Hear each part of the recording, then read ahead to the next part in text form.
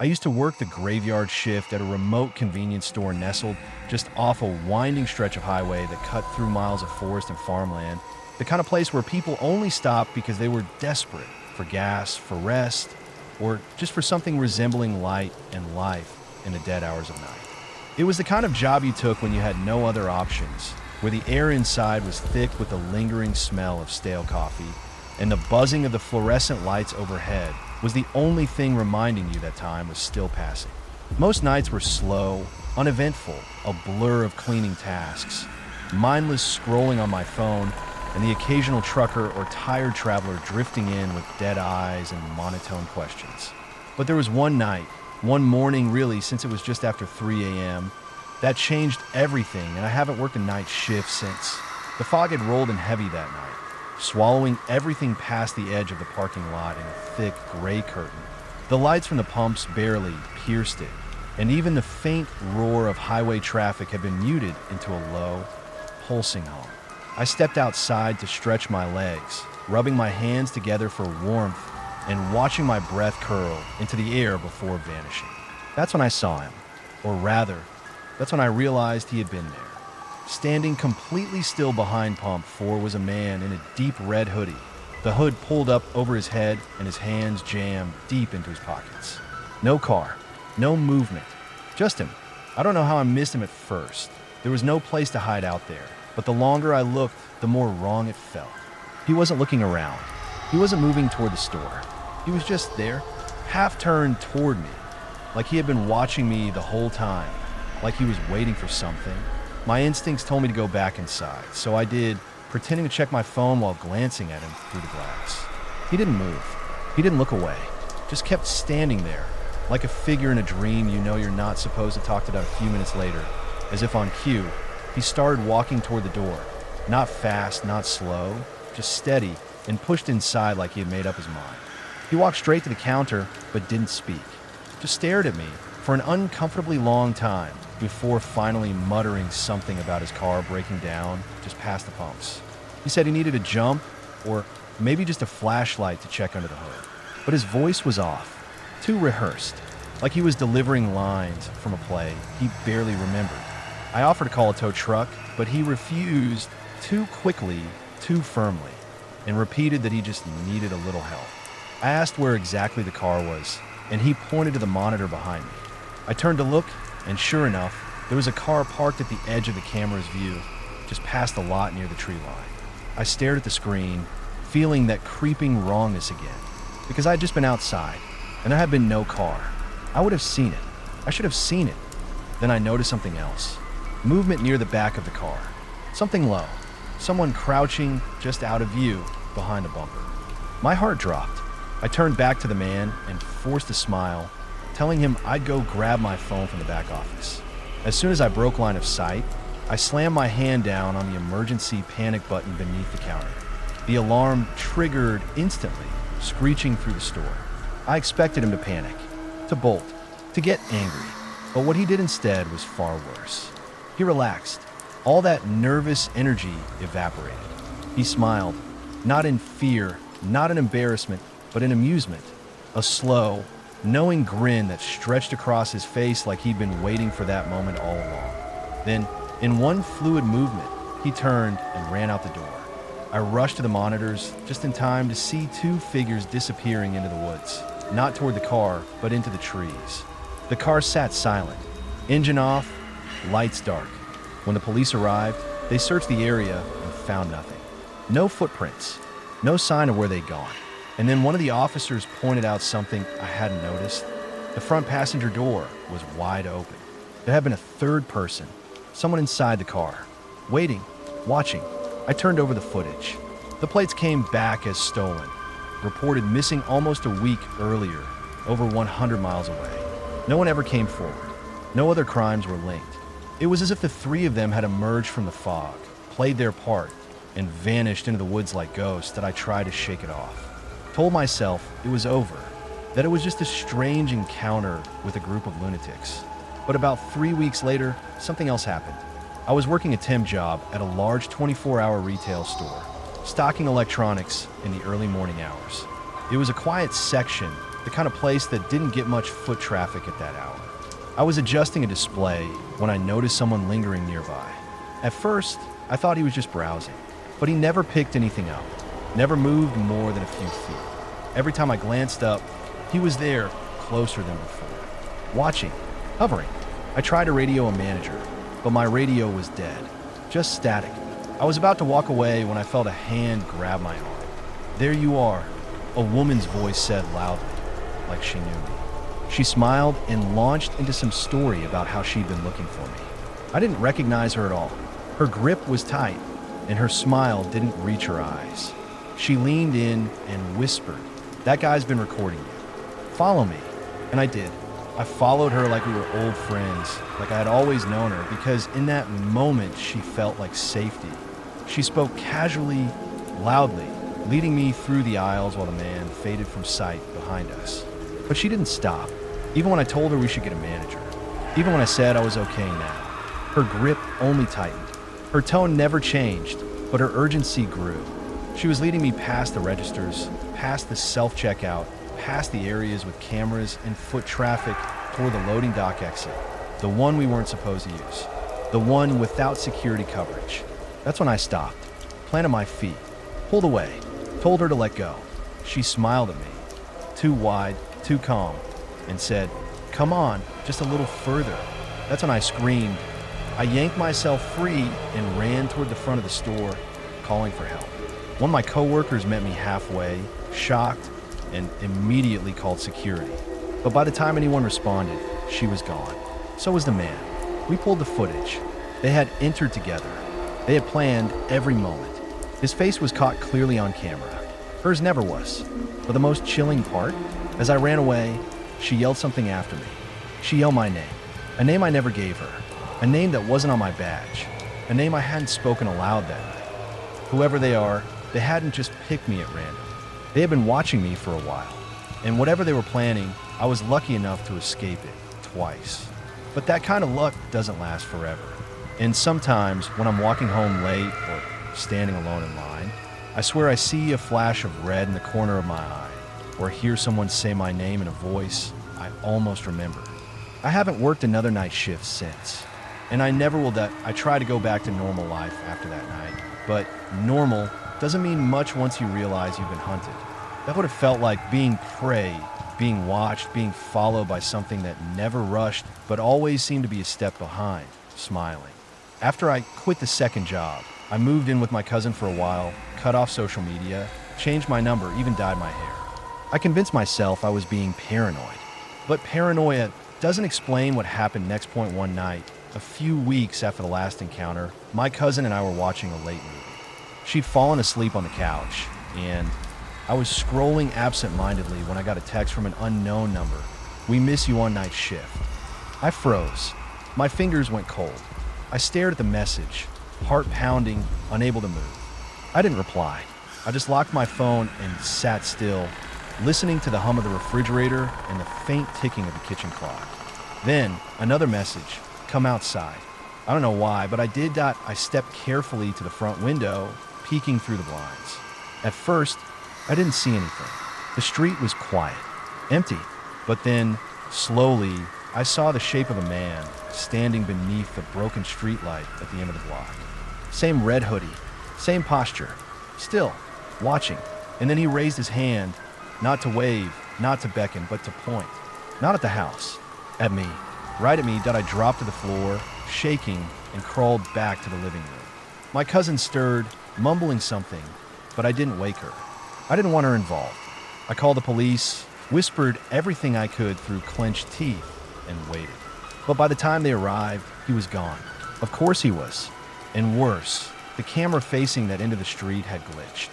Footage corrupted. The officer tried to be reassuring, but I saw the doubt in his eyes. And in mine, I saw fear growing into something harder. Certainty. They weren't random people. They weren't just stalkers. They were part of something. A group. A game. A ritual. I started digging. At first, it was just online threads. People sharing stories about strange encounters, shadowed figures in the woods, unmarked vans, and eerie text messages from numbers that vanished after a single reply. Most of it sounded like typical internet horror, but some stories mirrored mine too closely. To precisely point one night, buried deep in a private forum, I found a thread titled, Red Hoods, The Watchers Who Wait. It was a long post from someone who had worked security at a storage facility outside Phoenix. He described people who never showed up on the facility logs, but appeared on camera at night, always wearing red, always staring, sometimes leaving odd objects behind. Rusted keys, broken watches, torn out book pages with names written in the margins. He swore one of them whispered his name through the intercom, even though it had been disabled for years. His last update was 2 months old. The account has since been deleted. That night, I had a dream, or maybe it was something worse. I was back in a convenience store, but everything was wrong. The lights were dim, flickering like dying fireflies. The aisles stretched endlessly in both directions, and every product on the shelves was blank. Label-less, silent. I stood at the register again, and the front door opened. They all came in, red hoods, one by one, slowly, silently. Faces that I almost recognized. They didn't speak, but I heard them.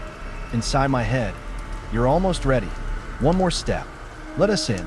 I woke up screaming, soaked in sweat, my ears ringing like someone had screamed directly into them.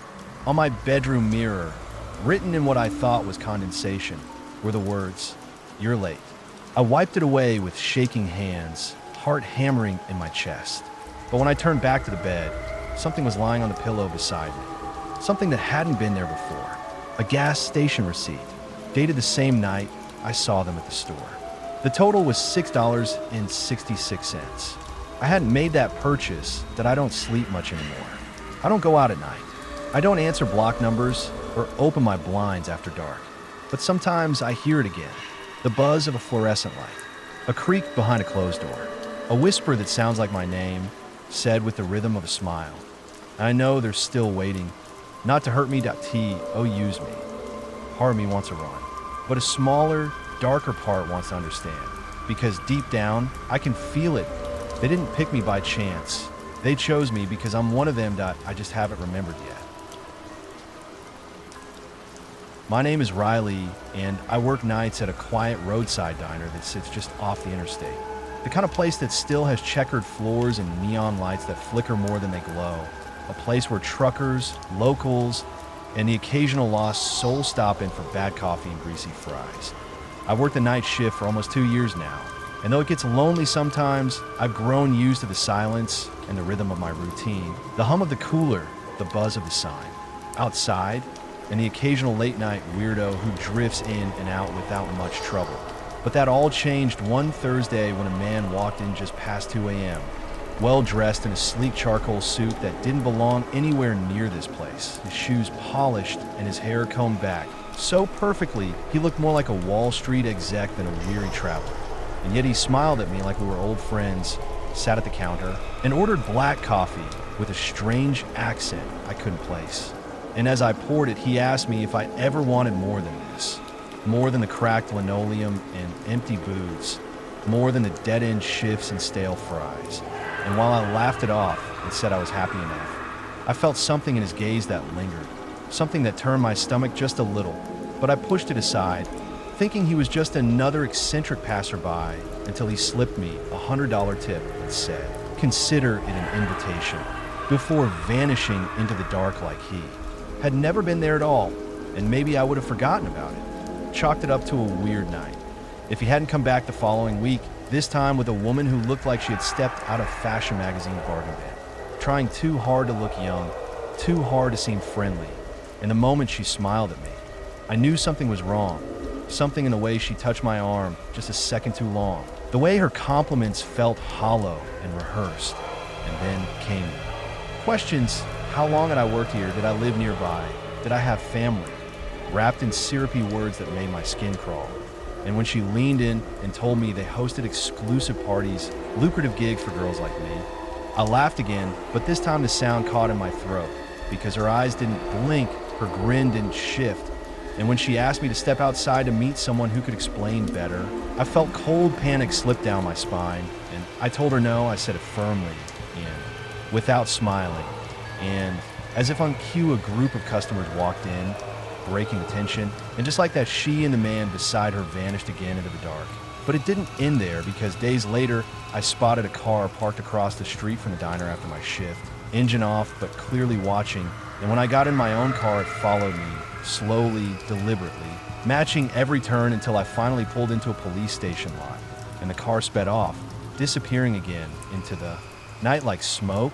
And I tried to tell myself that maybe it was coincidence, maybe I was being paranoid, but then it happened again a week later, just after midnight, when the woman returned alone and walked in like she belonged there, asking for a drink with that same plastic smile.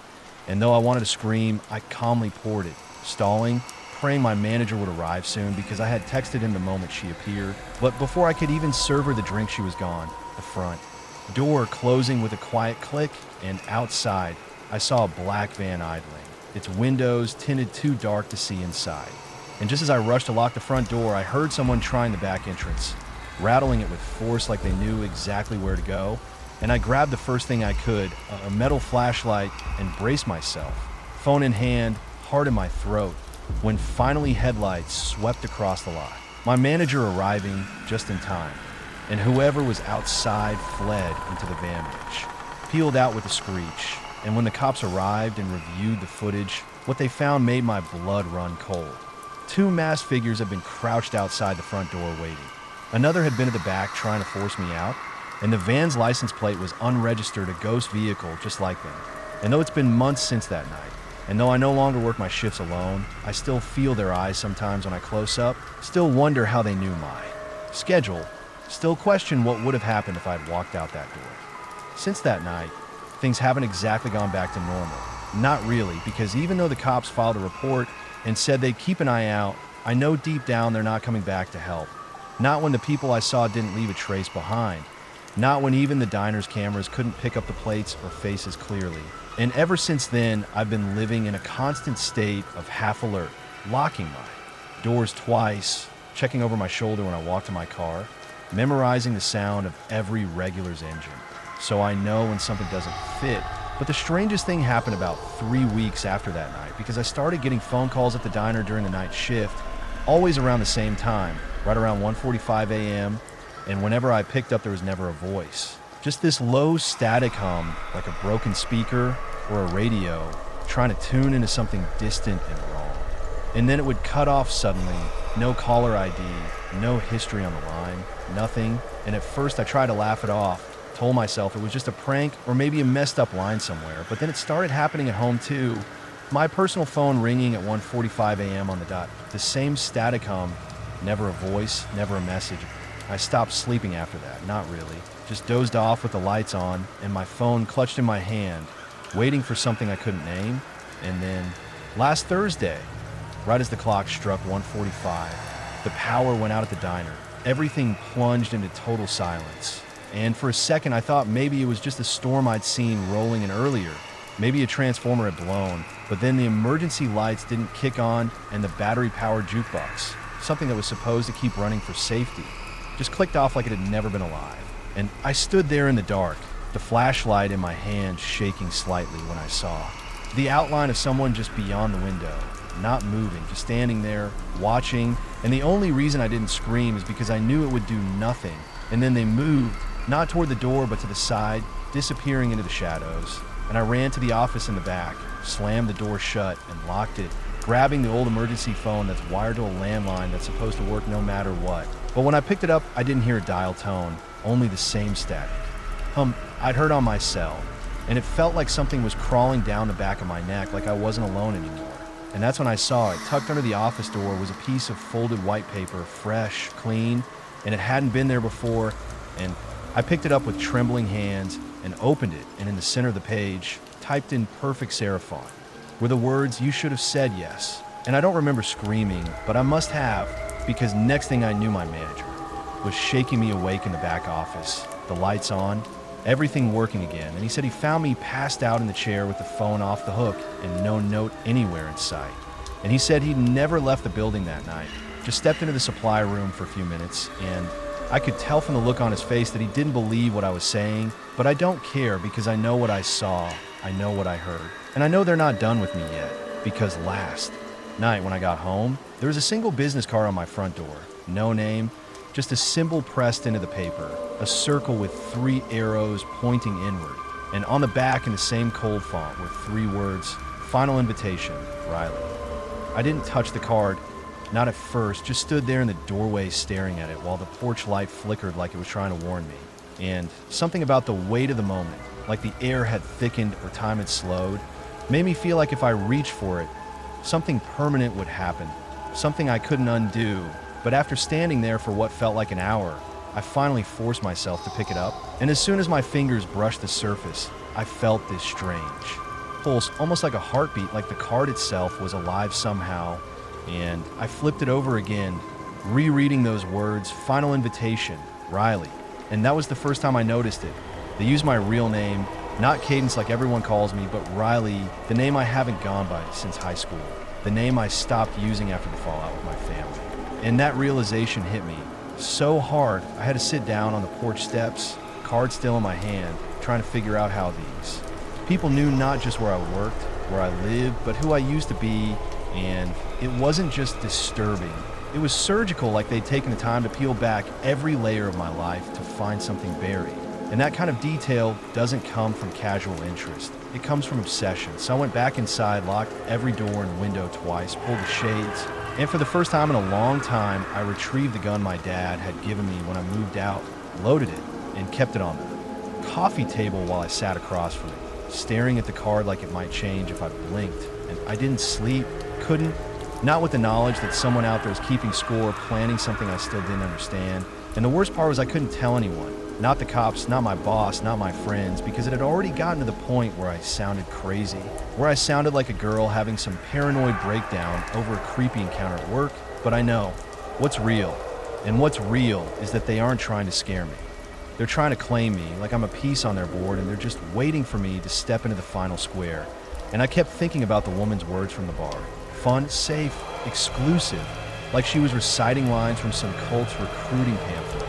And the thing that kept nagging at me was this: what happens to the girls who say yes, who follow them outside and into the black van, who believe in the tin, grand in the private party and the fake smiles? Because the truth is I haven't seen a single missing person report that matches what I experienced.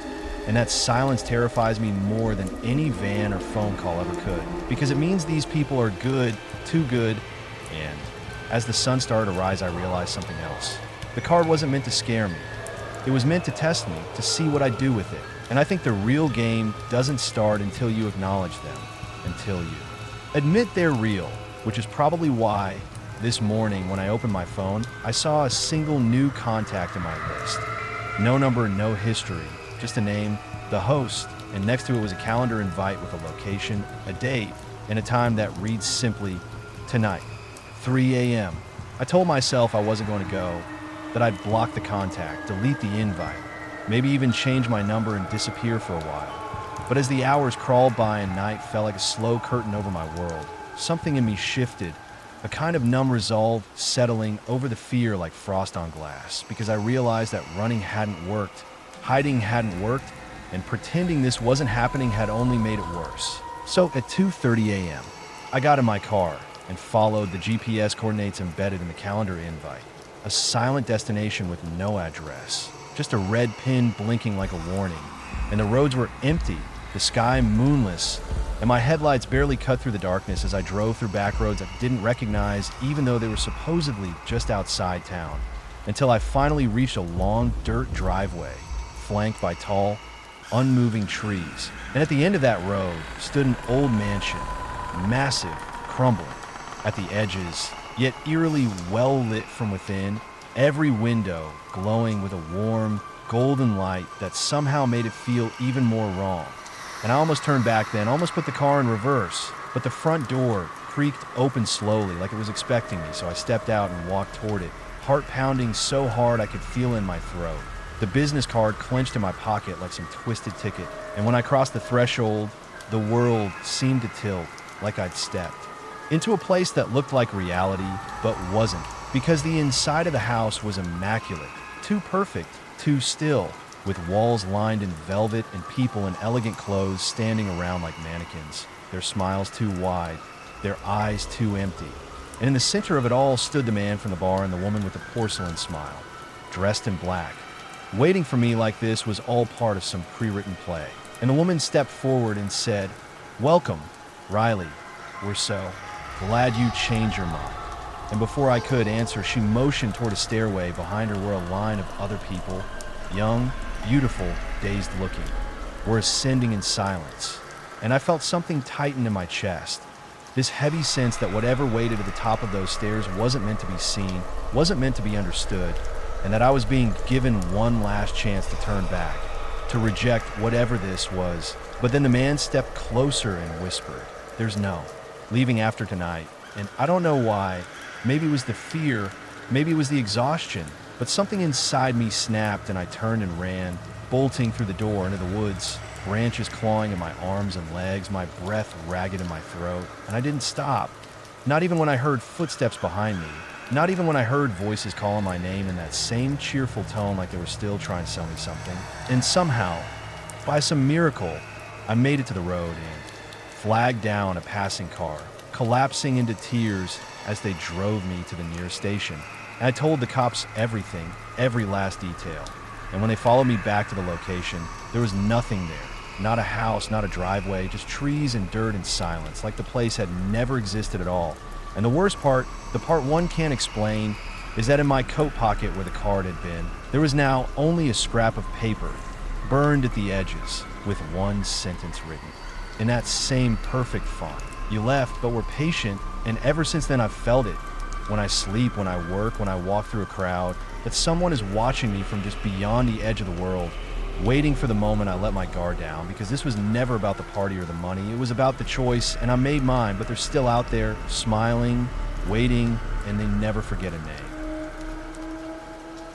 When I was a child, somewhere between the ages of 7 and 11, I began having a recurring dream every few months that would unfold in exactly the same way, always starting with the same disorienting sensation of floating above my own bed, as though I were a ghost trapped inside a security camera, peering down at myself, sleeping motionless beneath the blankets. And even though I was aware it was a dream, half lucid, I suppose, I could never move, only swivel my gaze slightly to observe them.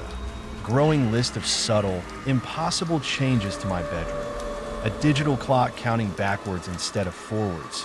Childlike crayon drawings I had no memory of creating taped to the walls and dresser. All depicting rows of smiling people holding hands in front of a blue-roofed house with a small figure that looked like me at the center, and always in a different position each time, a battered toy train I'd lost years earlier, sitting innocently on the floor like it had never gone missing yet. All, and every time I noticed those things, I would start to feel the pull, an irresistible, gnawing urge to glance at the window. And without fail, just as I turned my eyes, he would appear, a pale man with short gray hair, expressionless, with a faint but visible scar carved across his left temple, standing only inches from the glass and watching my sleeping body as if he were waiting for something to happen before suddenly raising his hands to claw at the window like he wanted it. And that's when I'd always wake up gasping, heart pounding, sometimes running to the window, and other times frozen in fear, never finding any sign of him outside. Not a fingerprint, not a shadow, not even a smudge. But the dream kept coming back, maybe 4 or 5 times over the course of a year, until I finally told my parents, who reassured me that dreams like that were common for kids and promised I could wake them anytime I got scared. And though my dad even walked around the house with me to show, there was nothing to fear. The dreams only stopped for a little while, giving me a fragile sense of peace that shattered one night when it returned again. Only this time the dream felt different, more intense, heavier somehow. And everything followed the usual pattern: the drawings, the toy, the backward clock, the ceiling perspective, until I looked toward the window and saw that it was wide open. Curtains fluttering in the wind, as if something had just gone out or was about to come in. And I woke up paralyzed, completely frozen in my bed while icy air brushed across my skin. And for 5 whole minutes, I lay there unable to move a muscle, while every instinct in my body screamed that he was already inside, that he was climbing silently toward me. And by the time I could move, the window was locked tight, just as I had left it, But the fear stayed long after that night, lingering like a shadow just out of reach. And though I started preparing myself mentally before bed each night, hoping I could dull the fear if the dream returned, it only sort of worked. Each time it came back, I was slightly less afraid, but the image of that man never faded. And eventually I told my parents again, this time in more detail. And something about the way they looked at each other when I described the scar made me realize they were hiding something. And sure enough, a few days later, they sat me down and told me about a man named Brian. Someone I apparently loved deeply as a toddler. Someone they had once trusted, a close friend of my father's from college who often babysat me when both my parents were working, a man I had no memory of, but who, they said, had been in a serious car accident long before I was born, one that left a permanent scar on his temple, just like the one from the dream. And though they insisted that he hadn't been part of our lives for years after a mysterious falling out, one my dad refused to explain, I couldn't shake the growing suspicion that somehow on some level, I had remembered him, or that worse, he had somehow returned. And a year later, that fear reached its peak when I woke from the dream and saw movement outside my real bedroom window. Just a flicker in the dark, but enough to make me scream for my parents, who didn't hesitate for a second. My dad ran out barefoot while my mom held me tight, and when he returned, I overheard him telling her in hushed tones that he had seen faint footprints in the dirt beneath my window. But when I asked if it was Brian, he said that was impossible, that Brian didn't know where we lived, and that the police would take care of everything. Though now, as an adult, I'm almost certain no call was ever made, that they wanted to believe it was all a coincidence or just my imagination. But the truth is, after that night, the dreams stopped completely, and they never came back, and I've spent years trying to understand what really happened. Whether someone had actually been watching me for 4 years, or if my mind had dredged up some ancient, buried memory and turned it into a warning, a signal of some unresolved trauma from when I was too young to understand what was happening. But the worst part, the part one can never let go of no matter how many years pass, is the quiet possibility that every time I dreamed of him watching me, he really was standing outside the window with a scar on his head and some dark purpose in his heart, waiting for the moment I stopped dreaming and finally let him in. Years passed after the dream stopped, and for a long time I believed that chapter of my life had finally closed. But I was wrong, because last month, after more than a decade of silence, I began dreaming of the house again. Not the exact dream from childhood, not the floating or the man at the window, but rather muted flashes of the bedroom itself, warped in memory, yet instantly familiar. And in the dreams, I was always a silent observer, not a child, but my current adult self, standing motionless in the hallway just outside my old room, watching the closed door with a mounting sense of dread, feeling something terrible waiting behind it. And each time I awoke drenched in sweat, unsure of why that old fear had returned after so long, until one afternoon when I was helping my parents clean out their attic and came across a small plastic bin that hadn't been touched in years, covered in a thick layer of dust and marked only with my name in faded Sharpie. And though my mom told me I could toss it, curiosity got the better of me, and I brought it home, opening it alone in my apartment later that night. And inside were the forgotten artifacts of childhood I barely remembered. Blocks, broken action figures, a few drawings I vaguely recognized, and buried at the bottom, underneath everything else, was the train, the exact same toy from my dreams, covered in tiny chips and scratches, but undeniably the same. And as I held it in my hands, an overwhelming wave of nausea and unease washed over me, and I dropped it instantly, as if it had burned me. The air in the room suddenly colder, thicker, like it had shifted without warning. And that night, I had the dream again, the original one in full, just as I remembered it, down to the reverse clock and the crayon drawings and the train in a new spot on the floor. But this time something had changed, because when I turned to the window, I didn't see the man outside. I saw the man standing beside my bed, not older, not aged, but exactly as I remembered him, with the same scar and the same blank expression. And for the first time in any dream, he looked directly at me, not at the sleeping version of me in bed, but at my ceiling-bound self, eyes meeting mine with an awareness that chilled me to my core. And then he opened his mouth and whispered something I couldn't hear. Something that didn't sound like language, but felt like a memory trying to claw its way to the surface. And I woke up screaming, my heart slamming in. My chest, the train still on the floor where I had dropped it. And I couldn't breathe, couldn't move. The fear was back, and it was stronger than ever. Not as a child's nightmare, but as an adult's reckoning. And I called my parents in the middle of the night, needing to know the truth. Any truth, something more than what they had told me before. And after enough pleading, my mom finally broke down and said there was more to the story. That Brian hadn't just drifted away after an argument, but had. Started showing up uninvited, acting strange, leaving toys at the doorstep, and claiming he'd had dreams about me being in danger. And when my dad confronted him, things escalated. Police were involved, but no charges were filed, and he vanished not long after. And they never told me because they thought shielding me would make me forget. And for a while it had, but now the dreams were back, and something about them felt urgent. Like they were building towards something, some kind of culmination. Because for the last 3 nights in a row, I've had the dream again, and each time the man is closer. Not at the window, not beside the bed, but now at the foot of it, watching me as I sleep, watching with eyes that seem somehow aware of the present, as if the dream has become a bridge between now and then. And tonight, I swear I heard movement in my apartment, quiet and deliberate, just after I turned off the lights. And when I checked the window, it was locked, but there was a faint smudge on. The glass like a palm print, and now I'm sitting here with every light on, the train still on the table across from me, staring at it and wondering if this thing is more than a memory, if it's a key to something I was never meant to remember. And part of me wants to throw it away, to burn it, to pretend it never came back into my life, but something deeper, a fear I can't name, tells me that if I do, I might lose the only chance I have of understanding what Brian really wanted, what he was, trying to tell me in the dream, and whether that message is a warning or an invitation. I've always needed sound to fall asleep. Podcasts, rainstorms, even chess commentary. It doesn't really matter what it is as long as it keeps my mind from drifting into dark places. When I was a kid, nightmares used to plague me, vivid and frequent. So I learned that falling asleep with sound helped steer my dreams, gave them a shape. Whatever I listened to usually bled into the dreamscape, making my nights more predictable and less terrifying.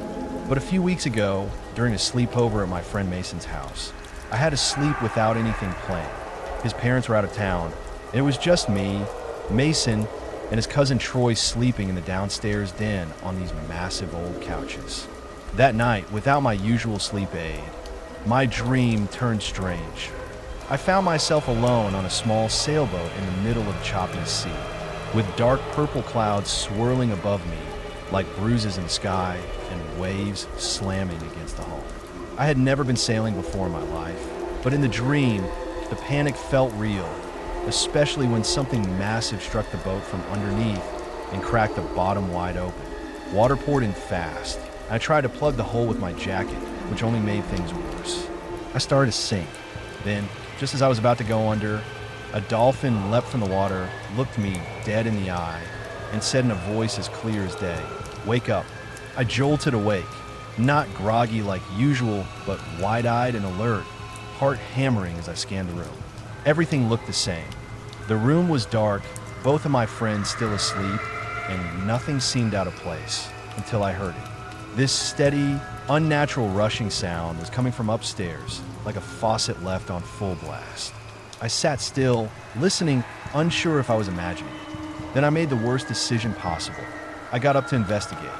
I crept up the stairs as quietly as I could, the sound growing louder. Undeniably the sink in the upstairs bathroom. The door was slightly open, and from the hallway, I could see water gushing from the tap. One of the knobs was twisted all the way to the right. It wasn't dripping, it was blasting. That couldn't have happened by accident. I approached slowly, but the moment I reached the threshold, something in my gut told me not to go in. That bathroom was large, with a long counter, a bathtub with the curtain drawn, and a weird little nook where the toilet sat. Too many blind spots. Someone could have been hiding behind the curtain or behind the door, and suddenly the idea of walking in alone felt stupidly dangerous. I backed away and hurried downstairs to wake Mason. I shook him hard, whispering urgently that something was wrong. He was drowsy at first, but once he saw my face and heard my tone, he got up immediately. I told him the faucet upstairs was blasting and that I thought someone might be in the house. We left Troy asleep and crept upstairs together. Mason didn't hesitate. He pushed the bathroom door open, and that's when happened. A man exploded from around the corner and tackled Mason to the floor, swinging a piece of PVC pipe with wild force. Without thinking, I launched myself at the man, grabbing and pulling, trying to get him off Mason. We wrestled on the floor, but he was huge, stronger than either of us. It was chaotic, frantic, and terrifying. Eventually, the man shoved us off and bolted down the stairs. By the time we scrambled after him and made it outside, he was already gone. The police arrived half an hour later and confirmed that a window downstairs had been left unlocked. That's how he got in. No cameras, no real leads. They called it a failed burglary, but none of it made sense. Why lure someone upstairs by turning on the faucet? Why not just take what you want and leave? We were sure this wasn't about theft. Mason believes the intruder knew his parents were gone and thought he'd be the only one home that night. If that's true, then I don't even want to imagine what would have happened if I had walked into that bathroom alone. The days after the break-in felt strange, like something had shifted just beneath the surface of normal life. And even though we all tried to act like everything was fine, I could tell Mason hadn't been sleeping well. Neither had I. The dolphin's voice from my dream kept echoing in my head. Wake up, and every time I closed my eyes, I half expected to see that sinking boat again. But what haunted me more was how close we had come to something irreversible. A few nights later, Mason texted me at 1:30 a.m. Just 3 words. He was here. I called immediately, and he picked up whispering, his voice trembling. He said the water was running again, but this time in the downstairs bathroom, and he'd heard creaking footsteps outside his room. I told him to call the police, but he said no. He wanted to check it himself, just to be sure he wasn't imagining it. I begged him not to go alone, but the line went dead. I threw on a hoodie and ran all the way to his place, which was only a 10-minute walk, but felt like forever. By the time I got there, the front door was cracked open. The house was quiet, too quiet. I stepped inside and called for Mason, but no one answered. Then I heard a sharp splash, like something heavy had just been dropped into a bathtub. I followed the sound, heart pounding, and found the downstairs bathroom light on. The door was shut, but not locked. I pushed it open slowly and froze. The sink was on, full blast, water pooling on the floor. A jacket, Mason's jacket, was hanging from the edge of the counter, soaked. But no one was in the room. I turned off the water and backed out, calling Mason's phone over and over with no answer. Then I noticed something I hadn't before. Wet footprints leading away from the bathroom. Not toward the stairs, but toward the basement door. I'd always hated that basement. Even in the daylight, it felt off, like it wasn't meant to be part of the house. I grabbed a flashlight from the kitchen drawer and opened the basement door. The air that hit me was cold, unnaturally cold, and smelled like mildew and something metallic. The stairs creaked beneath me as I went down, each step slower than the last, and I kept whispering Mason's name. At the bottom, the flashlight flickered, and for a second I saw him, standing completely still at the far end of the basement, facing the wall. I called to him, but he didn't respond. I stepped closer, flashlight shaking in my hand, and when I finally reached him, I saw his eyes were wide open, locked in a blank stare. I grabbed his arm, trying to pull him around, but he was stiff, like he couldn't move on his own. He finally whispered, "He's still down here." That's when I heard something behind me, slow, deliberate breathing. I turned the flashlight, and it flickered again, but just before it went out, I saw a tall, wet figure standing by the washer, face hidden in shadow, water dripping from his fingers. We ran. I don't remember how we got out, just that the door slammed shut behind us and locked itself. We called the police again, and they searched the house top to bottom, but they didn't find anything. No footprints, no water in the basement, no sign that anyone else had ever been there. They said we were lucky to be alive, but that wasn't how it felt. It felt like we'd been marked, like something had seen us that night in the dark and decided not to finish what it started. Yet, after that terrifying night, Mason stayed with me for a few days, too scared to be alone in his own house. But the feeling of dread didn't fade. It only grew heavier, like an invisible weight pressing down on us both. We tried to go back to normal, but every little noise made us jump, and even the brightest rooms felt shadowed somehow. One afternoon, Mason found a note slipped under his bedroom door at his house, written in shaky handwriting with no signature, just 3 chilling words: "He's watching you." Neither of us knew who he was, but after everything that had happened, it was impossible not to believe the worst. That night, unable to sleep, I turned on my phone to scroll through the news and noticed a story about a man who'd recently escaped from a nearby mental institution. Someone violent and unstable who had vanished without a trace. I shared the article with Mason, and the pieces started to click into place. The description matched the shadowy figure we'd seen in the basement, and the timing lined up perfectly. We debated calling the police again, but after the last time, we weren't sure they'd do anything more than write it off. Instead, Mason started locking every window and door, buying extra security lights, and even installing a cheap alarm system, but nothing seemed to keep the fear out. One night, we stayed up talking quietly until the early morning, trying to come up with a plan if the intruder came back. But just as we started to feel some sense of control, the power cut out. Suddenly, the entire neighborhood was plunged into darkness. Our phones barely had a signal, and the cold silence stretched on, broken only by the distant sound of sirens wailing somewhere far away. We grabbed flashlights and checked every room, locking ourselves in Mason's bedroom with a baseball bat and the phone on speaker, praying the lights would come back on. But then the rushing sound started again, the faucet upstairs, gushing water like before, and this time it was louder, more relentless, like the house itself was drowning. We both froze, hearing the slow creak of footsteps climbing the stairs, closer and closer, and then the door to the hallway slowly creaked open, revealing nothing but blackness.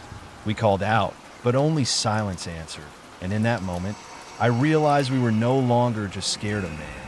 We were trapped in a nightmare we couldn't wake from, hunted by something that didn't want us to escape, something older, colder, and far more cruel than any burglar.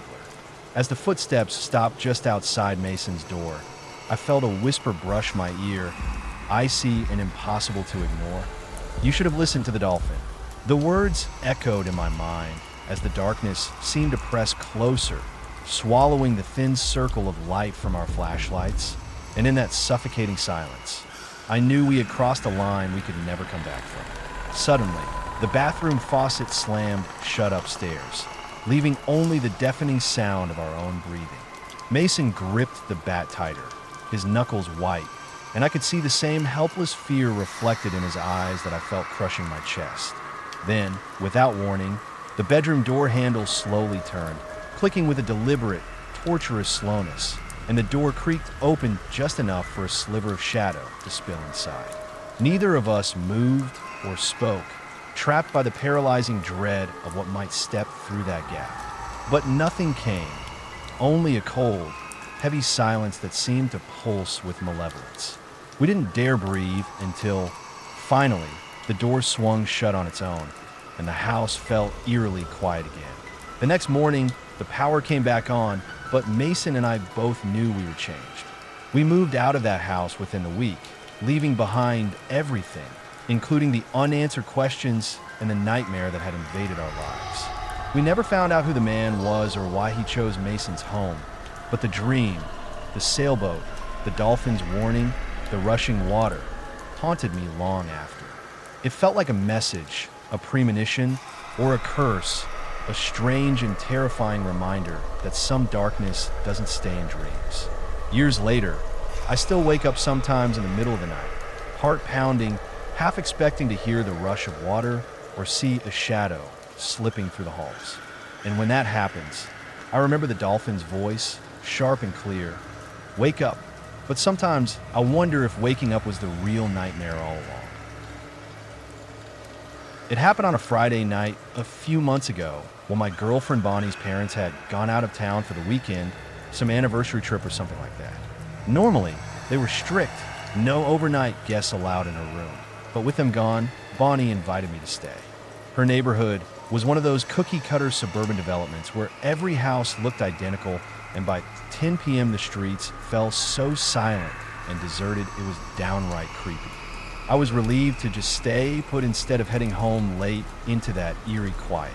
I arrived around 8, brought some snacks, and we watched a movie, the usual low-key stuff. Bonnie's room was upstairs, facing the backyard, which bordered a thick line of trees that melted into darkness every night because the house had almost no outdoor lighting. It felt like staring into a black void. She had a queen-size bed, plenty of space for us to stretch out without touching. Eventually, we turned off the TV near midnight and fell asleep, though I don't recall actually drifting off. Instead, I had a dream I'll never forget, a false awakening, one of the few I've ever experienced. In this dream, I woke suddenly to the unmistakable sound of a door slamming downstairs, followed by hurried footsteps pounding up the stairs. I shot upright, ready to confront whoever had broken in, but then something stopped me. Bonnie's room looked exactly as it should. The bed, the furniture, the scattered clothes, all untouched, except for one eerie detail. A thin yellow glow seeped in through the crack beneath the bedroom door. It was only a sliver of light, but I couldn't look away. My confidence drained and my vision narrowed until all I could see was that pale light bar, everything else fading to black. The footsteps stormed closer and stopped just outside the door. I was frozen in place, unable to move or call out. Then came silence. I remained fixated on the faint glow under the door when a voice began. At first, a single woman's voice, venomous and cruel, hurling insults about my appearance, my personality, my future. But it quickly got worse. The voice spoke secrets I had never told a soul, not even Bonnie. It recited moments from my past, things I thought long buried, things no stranger could know. Soon, the one voice multiplied, 2 voices, 3, then 100, each taunting me with my darkest, most repressed memories, as if some malevolent force was peeling back the layers of my mind and exposing them under a cruel microscope. I couldn't take it anymore. I threw off the covers, dashed to the door, and flung it open, determined to face my tormentors head on. But the instant the door swung wide, every light in the house snapped off, plunging me into absolute darkness. The voices vanished, replaced by an unbearable cold that stung my skin like needles. For a fleeting moment, I felt as if I had stepped into another realm altogether. Disoriented and terrified, I stumbled backward to the bed and dug beneath the blankets like a frightened child. Then I woke, only I was still dreaming, unaware that this was all part of the nightmare. Slowly, cautiously, I sat up, still shaking, tried to convince myself it was over. But horror flooded back when I looked again at the bedroom door and saw that same sliver of yellow light pouring beneath it. Then I heard it, the downstairs door slamming shut, footsteps racing up the stairs again. The entire terrifying sequence played out once more. The footsteps halting at the door, the hateful voices, the suffocating cold. I couldn't resist. I ran to the door and opened it, only to be swallowed once again by the icy blackness. Finally, I woke for real. My heart hammered so hard I thought it would burst. I was nearly certain I was awake, but the strange lingering fear and disorientation made me doubt myself. Bonnie lay sleeping peacefully beside me, totally unaware of the ordeal I had just endured. That's when I knew, this time, I was truly awake. In my dream, I hadn't even thought to look at Bonnie's side of the bed. Now, relief washed over me, but then I sat up and looked once more at the bedroom door and nearly screamed. There, under the door, was the same thin yellow strip of light I had seen in the nightmare. It made no sense. Bonnie and I were alone. All the lights were supposed to be off. I stood frozen, unable to comprehend what I was seeing, when suddenly I heard footsteps downstairs. Clear, unmistakable. Someone was inside the house. Panic surged through me. I knew we were being robbed. Quietly, I pulled out my phone and called the police, whispering the situation. Then, as stealthily as possible, I tiptoed to the door to check it was locked before creeping back to Bonnie and gently waking her, covering her mouth to keep her silent. She didn't scream or panic, which was a small comfort. Time stretched unbearably slow until the police arrived, kicking in the front door with loud shouting below. I waited upstairs until it felt safe, then went down to see two masked men being cuffed and led into a police car. I spoke with the officers, thanked them, and returned upstairs. Bonnie's parents came home early after hearing what happened. They weren't even mad I stayed the night. In fact, they were grateful. About a week later, Bonnie told me the officers said the burglars admitted breaking in after seeing a Facebook post about their trip, thinking no one was home. Oddly, the break-in itself didn't haunt me as much as that nightmare. I can understand how the noise and tension might have seeped into my subconscious, but the content of the dream still puzzles me. Bonnie thinks I have some unresolved demons buried deep inside, but I don't want to face that possibility.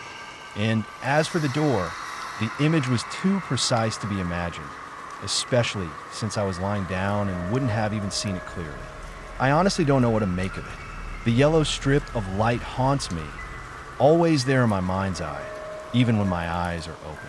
It doesn't block my vision, but it lingers in the background like a stain on my perception. I hope it fades with time, but a part of me fears it will remain seared into my memory forever. Even after the burglars were caught and Bonnie's parents returned, the feeling in the house didn't change. The strange yellow light kept appearing under the bedroom door, no matter what I did. I tried to convince myself it was some leftover trauma messing with my mind, but every night it was there, flickering faintly like a warning I couldn't ignore. Bonnie noticed it too, though she never said much, just a quiet glance whenever the light appeared and a tight grip on my hand. Nights grew harder. Sleep became a battlefield between exhaustion and dread. I started avoiding looking at that door altogether, but the light seemed to creep closer every time I blinked, as if it was alive, watching me, waiting for something. Then came the sounds, whispers at first, barely audible, almost like the wind through the trees outside.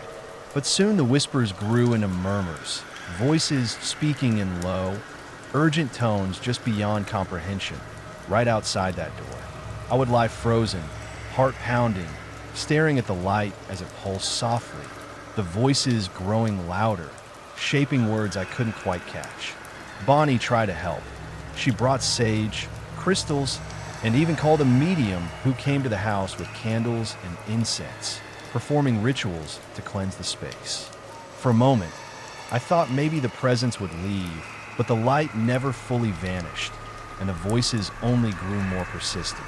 One night, unable to bear it any longer, I stood and cracked the bedroom door open just a sliver. The cold that hit me was like nothing I'd ever felt, a biting chill that seemed to crawl beneath my skin and freeze my blood. I caught a glimpse down the hallway, and there, faint and flickering, was the same yellow light stretching along the floorboards. At the end of the hall stood a shadowy figure, tall and indistinct, its shape wavering like a flame in the darkness. It didn't move, but I could feel its gaze pierce me like a blade. I slammed the door shut and backed into the bed, heart hammering so violently I thought it would burst from my chest. After that night, the dreams returned, worse than before. I would wake inside the dream, hear the door slam downstairs, footsteps pounding, and the voices, so many voices, relentlessly tearing at my mind. But now, there was something else, something darker, hiding beneath the voices, whispering just beyond their insults. It promised things, power, secrets, revenge, but only if I opened the door. Each time I dreamt, the pull grew stronger, the light wider, until it no longer remained just a thin strip beneath the door, but flooded the entire room with that eerie yellow glow. The cold followed, creeping closer and closer. I stopped telling Bonnie the full truth, afraid she would panic or leave. Instead, I pretended to sleep, pretended I was fine, but every night I fought the urge to open the door, to step into whatever lay beyond that light. One evening, Bonnie found me staring at the door, eyes glassy and wide, whispering words I didn't understand. She shook me awake and begged me to tell her what was wrong. I confessed everything, the dreams, the light, the voices, the shadow in the hallway. She held me tight, promising we would figure out together. We started researching the history of her house, digging through old records and talking to neighbors. What we uncovered chilled me to the bone. The land the house was built on had once been a burial ground for a forgotten settlement, the graves disturbed during construction. Locals whispered of restless spirits and curses tied to that place. A previous owner had vanished without a trace, rumored to have been driven mad by the house's darkness. The more we learned, the heavier the presence felt. It was as if the house itself was alive, feeding on fear and secrets. One night, the voices became clearer, calling my name, pleading, threatening. I realized then that whatever haunted that light wasn't just observing. It wanted something from me. Desperation drove me to the bedroom, door once more. I reached out, hand trembling, touching the cold wood. The light spilled out like liquid gold, warm yet suffocating. As I opened the door fully, the room beyond wasn't my home anymore. Instead, it was a twisted reflection, hallways that stretched into endless darkness, walls dripping shadows, and at the end of it all, the shadowy figure waiting.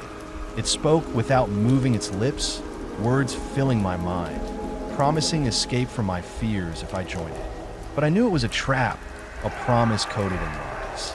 With every ounce of strength left, I slammed the door shut and locked it tight. The light vanished instantly, and silence fell. I collapsed on the floor, shaking and broken. Bonnie found me hours later, whispering my name and promising I wasn't alone. We both knew this was only the beginning. The house had marked me, and no matter what we did, that yellow light in the shadow beyond the door would never let me go. Days turned into restless nights as the presence in the house grew more aggressive, no longer content with just tormenting me through dreams and whispers. It began to seep into my waking life, shadows flickering at the edge of my vision, objects moving ever so slightly when I wasn't looking. Bonnie tried to be my anchor, but I saw the fear in her eyes grow with each passing day. We tried everything, rituals, prayers, even moving furniture to disrupt the energy, but nothing worked. The yellow light was always waiting, glowing faintly beneath my bedroom door, a constant reminder that whatever was trapped, there was still reaching for me. Then, one night, everything changed. I was alone in the house, Bonnie having gone to stay with her parents for a few days to give me space. The silence was suffocating, heavier than usual. I lay in bed, eyes fixed on the door, willing the light to stay away. But it didn't. The glow spilled under the door, growing brighter, more intense, until it bathed the entire room in that unnatural hue. The air grew cold, my breath visible in the freezing air. The shadows in the corners deepened and shifted, coalescing into that familiar figure, tall, indistinct, and unbearably sinister. It stepped through the door as if it had no need to open it, its presence filling the room like a suffocating fog. I couldn't move, couldn't scream. It spoke directly into my mind, its voice both a whisper and a roar. It told me it was the keeper of secrets buried beneath this land, a guardian of forgotten pain and anger, bound here by the desecration of graves long ago. It had waited patiently for someone sensitive enough to feel its anguish, someone broken enough to be drawn into its grasp. It promised release from fear, from doubt, from the demons within me, but only if I agreed to join it, to become part of its eternal watch over the darkness. I wanted to run, to fight, but my body was no longer mine. The figure reached out, and as its cold touch met my skin, memories not my own flooded my mind. Lives lost, betrayal, sorrow, endless waiting. The weight of centuries pressed down on me. But then, amidst the despair, came Bonnie's voice, soft but fierce, calling me from the doorway. She had returned early, sensing something was wrong. Her presence broke the paralysis. I focused on her, on the warmth of her hand reaching for mine. The shadow recoiled, hissing in fury.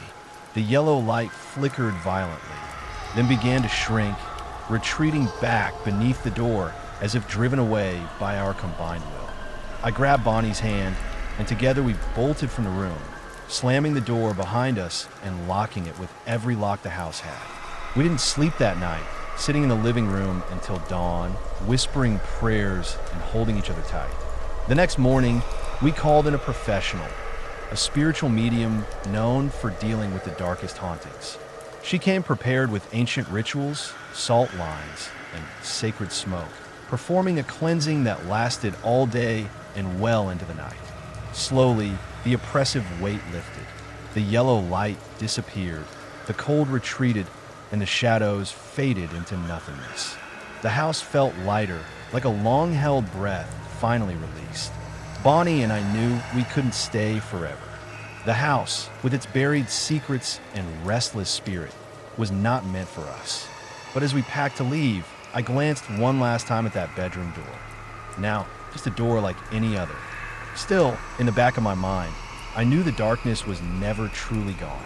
It was waiting, patient as ever, for the next soul to wander too close, for the next broken heart to open the door. And sometimes, when the night is quiet and the wind carries a faint whisper, I still see that thin strip of yellow light, dancing in the edge of my vision, a reminder that some doors, once opened, can never be fully closed.